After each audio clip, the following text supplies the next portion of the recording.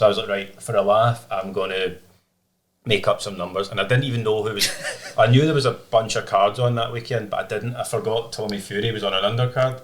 So I think at one point I was writing this up. I was, there's an IFL show like Kazakhstan. I'm going to just blow that out of the water, say there's been loads.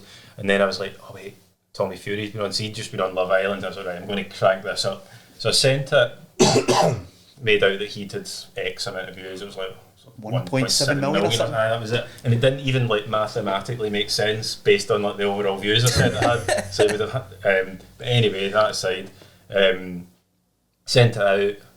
Few people reacting, I'm winding them up, go to bed, think nothing of it, wake up the next day, and just my phone's blowing up. And Tyson Fury, somebody had made an image of it, so they'd put Fury with his massive arms flexing his muscles next to these viewing figures, and Tyson Fury's tagged Canelo, Jake Paul, everybody in boxing. So I'd been vaguely aware of Jake Paul at this point. I'd heard of Logan Paul because he fought KSI, didn't really know. I knew Jake Paul was his brother. So he tags Jake Paul.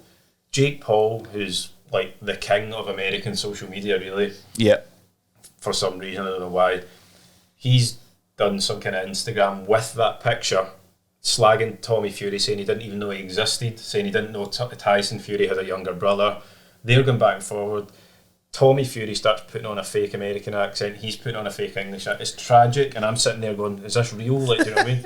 And everybody in the world's telling Tyson Fury that it's just nonsense, but he just ignores it at this point, and it's blown up.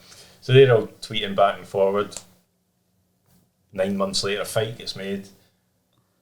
Before that, then there was the Paul fight in America where Fury fought in the undercard. Yes, yeah. So at this point, I'd started getting into instead of the viewing figures, I'd started posting the fake purses, because that's quite good as well, because people genuinely care.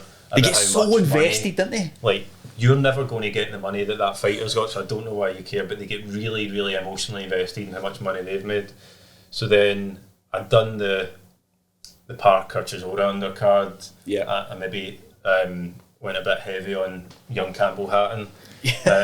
What'd you say, you got $250,000 for a 4-rounder or something? Yeah. Again, just because I knew people would bite and I knew people would get really upset about that, as if it makes a difference, as if like they took the money out of their purse and put it into Ricky Hatton's son. And it's not just fans, it's the fighters as well. Everybody, fighters, promoters, media, especially media, they all dig in, get really upset about it, argue about it back and forth. Then, because of that, the Jake Paul fight with the undercard, this was my finest move when I changed the date format around, because I knew the Americans were going to get really upset about this one. So Jake Paul gave away, $1 million to his undercard. Yeah. And then you've got everybody in the world, every proper media at this point, not just boxing media, translated into different languages and all that, talking about how generous Jake Paul was, how he gave Amanda Serrano $500,000. Yeah. You get some nutter on Instagram like is that Sekback or something like that? Oh, Ellie Sekback, yeah. So he did a video about it, podcast or something? He'd done a full video, detailing it, saying he'd spoke to every fighter and what their reaction was to getting all this money. So he's like, Amanda Serrano's going to build a house in Puerto Rico with this $500,000.